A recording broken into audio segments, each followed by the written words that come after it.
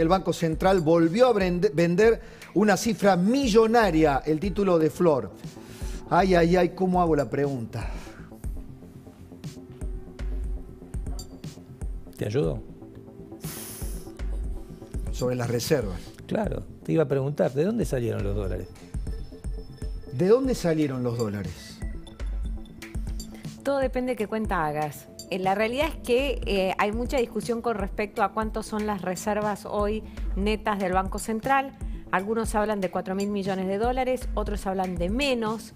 Lo cierto es que el Banco Central se está quedando sin combustible. Más allá de la discusión de si el Banco Central vende o no los dólares que la gente depositó en el Banco Central, porque todo el mundo sabe que cuando uno hace un depósito en dólares, los bancos por regulación tienen que dejar gran parte de esos dólares guardados en el Banco Central. Los encajes. Los encajes se llama eso. Entonces, y esos encajes, perdón, se contabilizan dentro de las reservas. Es dinero cash que cuando uno mira el numerito de reserva del Banco Central, pero que no son del Banco Central, sino que son de los depositantes. Exacto. Por eso la pregunta.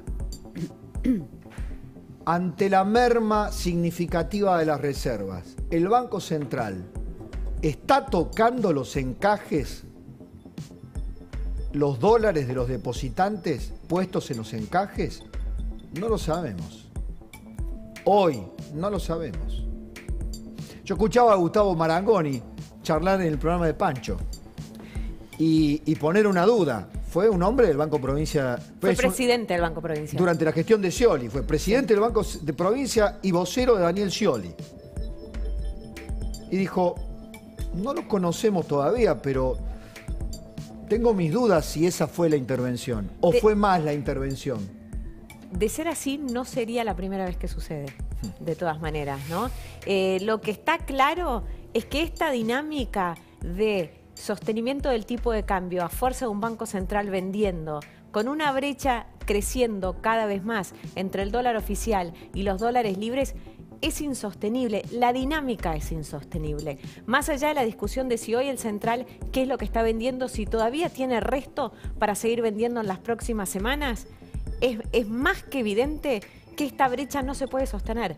Que algo el gobierno o presentar un plan o empezar a ver de qué manera... ¿Desdoblamiento cambiario? Mira, hay algunos dicen que es un suicidio. ¿Devaluación del 30%, como pide el Fondo Monetario Internacional? Yo tengo información que voy a dar en un ratito. Tengo información del Fondo Monetario Internacional. Sí, que a través de una fuente importante me ha llegado. ¿Lo digo o no lo digo? Decilo. ¿Le puedo confirmar, me dice mi fuente? Flor, ¿me das la autorización? Sí, sí, sí. Tengo un mail que acabo de recibir. Pregunté, porque hoy leí la columna de un respetadísimo colega que afirmaba que el Fondo Monetario Internacional le pedía a la Argentina devaluar, le pedía a Guzmán devaluar la semana que viene. Es más, se especula con una devaluación del 30%. Y me dice esta fuente que tiene un contacto directo con el board, con un representante de un país europeo en el board. Le puedo confirmar que no es cierto que el Fondo Monetario le pida devaluar al gobierno. El Fondo Monetario exige un plan económico plurianual, consistente, que logre abrir los mercados, pues de otro modo no va a haber acuerdo, ni parcial, ni formal, ni por la galería, que Argentina pueda cumplir. Devaluar y continuar emitiendo y con cepo es profundizar más aún la crisis. Nunca se dicen esto, piensan en el fondo después de leer la historia argentina. Nunca se acumularon reservas devaluando. Y menos aún el Fondo Monetario Internacional pedirá una corrección aislada. Eso es tal cual. ¿Qué dicen en el fondo? Perdón, y si dice, nunca el Fondo Monetario va a pedir una corrección aislada, como por ejemplo devaluar un 30%, sin un plan integral que lo respalde. Cuidado con el club de los devaluadores. Cuidado con el club de los devaluadores. Devaluar nunca fue ni gratis ni virtuoso para la Argentina. Nada, señora, usted sabe. ¿Qué sabe el fondo? Que si Argentina devalúa, que si el gobierno finalmente cede y devalúa, como hizo Kicillof en 2014, es tomar aliento para 1 o 2 meses, pero después la inflación enseguida va a correr a una velocidad mayor. En pocas palabras, te va a quedar corta la devaluación sin un plan. Exacto. Entonces, lo que dice el fondo quiere que en algún momento la Argentina empiece a tratar de arreglarlo de la brecha cambiaria de más del 100%, pero no que solo se haga con una devaluación. Que va a haber algún ajuste del tipo de cambio, va a haber algún ajuste de tipo de cambio. No está claro si al mercado se lo va a terminar haciendo al Banco Central antes de que el Banco Central cierre o que el gobierno cierre cualquier cosa con el fondo.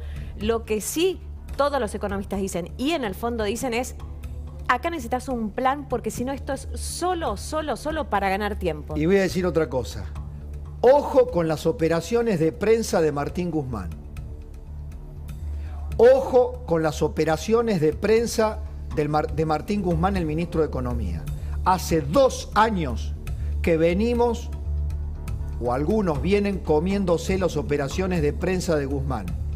Las selfies con Georgieva, el acuerdo que ya va a llegar, el acuerdo que se iba a firmar en marzo del 2020, el acuerdo que se iba a firmar en marzo del 2021. Ahora, el acuerdo que se va a firmar en marzo del 2022. Guzmán es un lobista fracasado.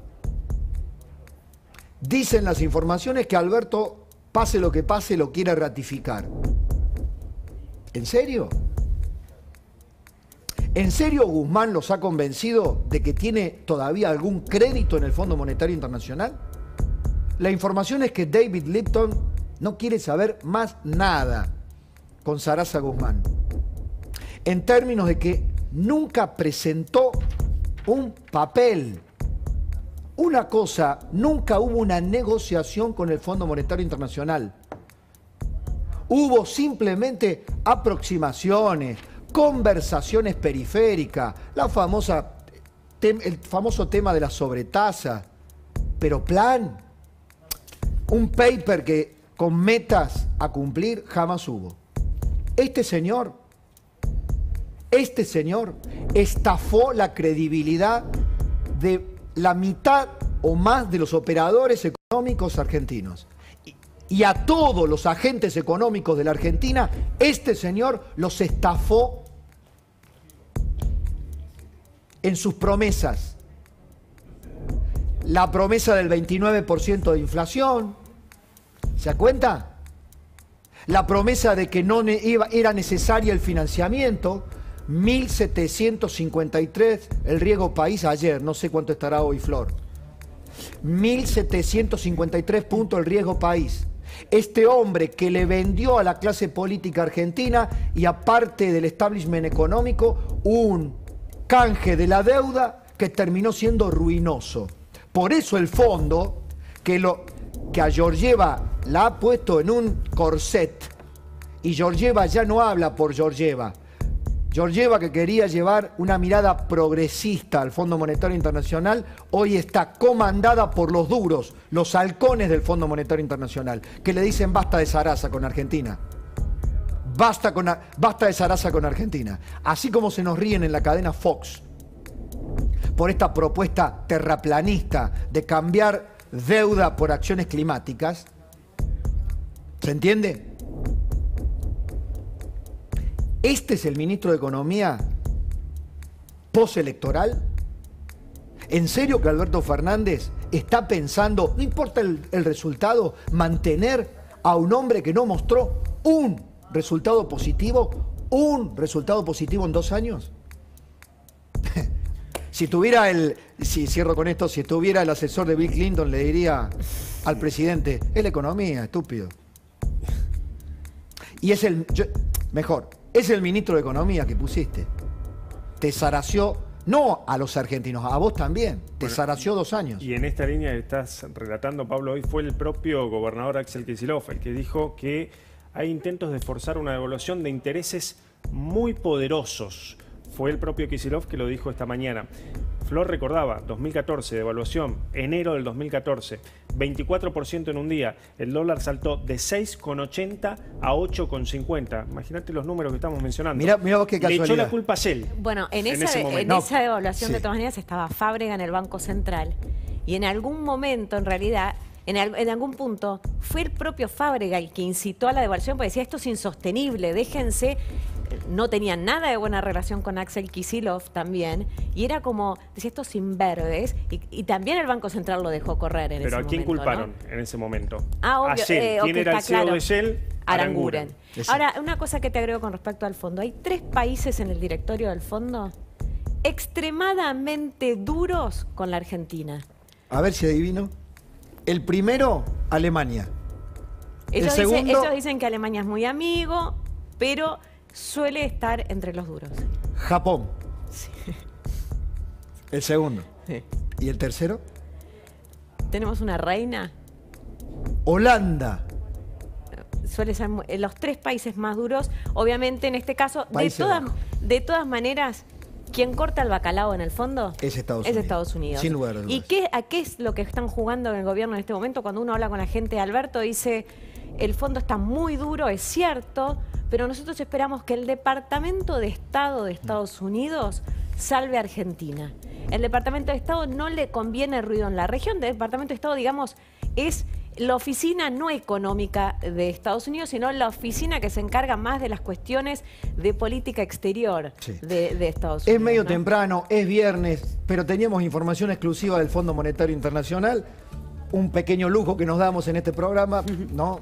Con la información calificada que siempre trae Dani, pero acá con la inestimable contribución de Flor Donovan.